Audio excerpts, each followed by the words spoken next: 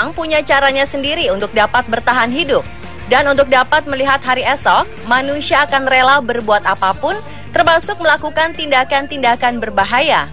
Namun bagi beberapa orang, bahaya justru setiap hari harus mereka hadapi, dan lama-kelamaan akhirnya menjadi bagian dari kehidupan mereka. Dan berikut, 7 kisah manusia yang bertahan hidup di tengah bahaya, versi On The Spot.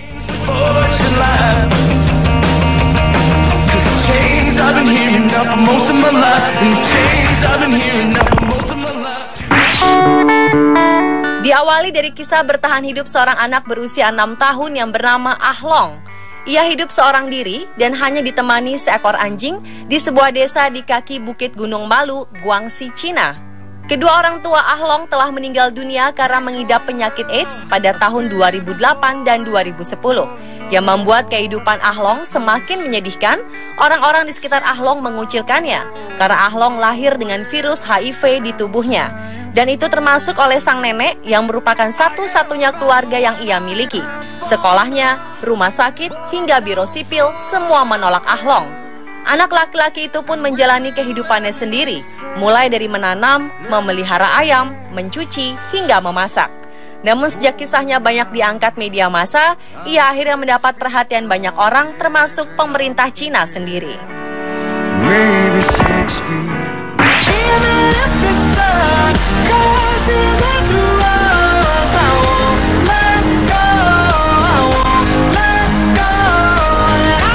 Kisah perjuangan bertahan hidup berikutnya juga dialami oleh seorang pendaki bernama Aaron Ralston yang terperangkap di celah tebing sendirian.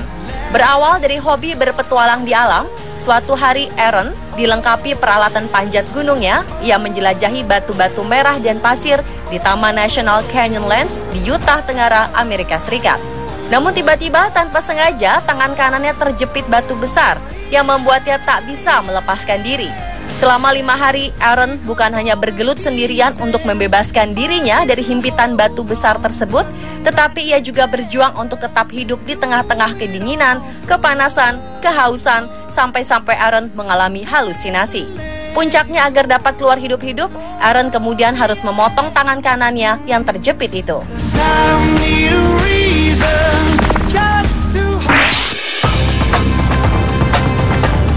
Mungkin bagi keluarga yang tinggal di pegunungan Himalaya ini, pendidikan adalah hal yang sangat berharga.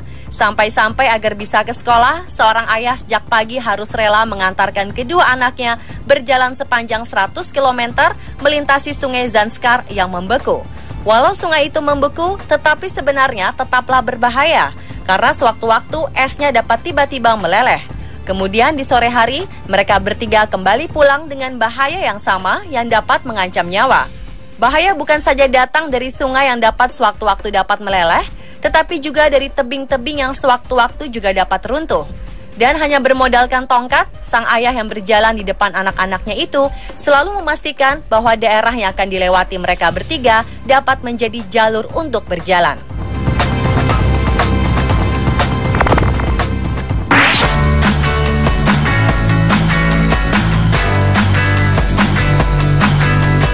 Kisah bertahan hidup lainnya dialami oleh sekelompok orang di pegunungan Semien yang indah di Ethiopia. Sejak dahulu mereka memang sudah tinggal di sana dan penduduk setempat hidup dari bercocok tanam di pegunungan itu juga. Namun hal terberat yang mereka alami adalah perjuangan mereka melawan ribuan monyet gelada yang suka mencuri hasil tanaman mereka. Setiap hari tanpa batas waktu, sejak pagi hingga bertemu pagi, anak-anak akan menjaga perkebunan itu. Saat monyet-monyet yang terkenal kuat dan ganas itu datang, si penjaga akan mengusirnya pergi dengan cara mengayun-ngayunkan tali di atas kepala sambil berteriak untuk menakut-nakuti para gelada. Meski telah banyak dirugikan, tetapi masyarakat setempat tidak boleh membunuh monyet gelada, karena membunuh satu gelada akan dihukum 7 tahun penjara. I wanna make you happy. I wanna make you feel alive.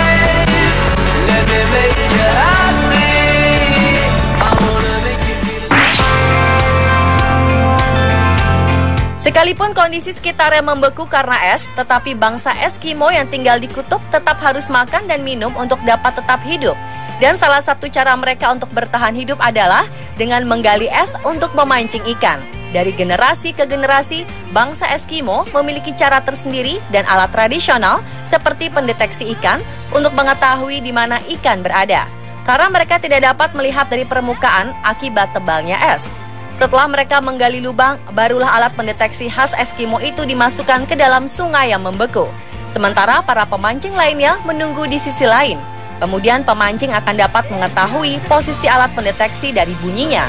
Saat mereka mengangkat alat itu ke permukaan, barulah jala dimasukkan ke dalam sungai dan pemancingan ikan pun dimulai.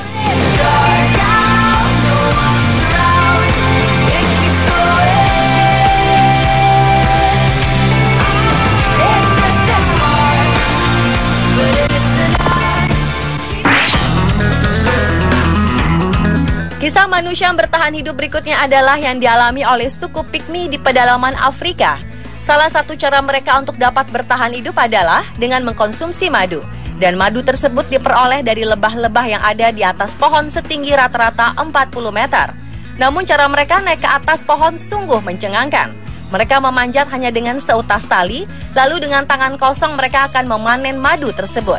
Karena hal berbahaya itu merupakan kegiatan suku Pygmy sehari-hari, mereka bukan saja berani memanjat ketinggian itu, tetapi mereka pun tampak terbiasa dengan serangga-serangga dan sejenisnya terhadap tubuh mereka, sekalipun bertelanjang dada.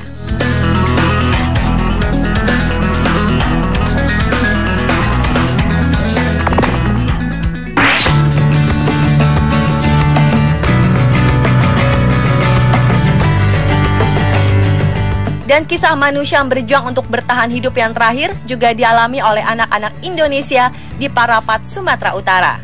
Setiap hari, anak-anak tersebut berenang di Danau Toba, tepatnya di pelabuhan Ajibata, untuk mengais rejeki dari orang-orang terutama turis yang berada di atas kapal bot penyeberangan.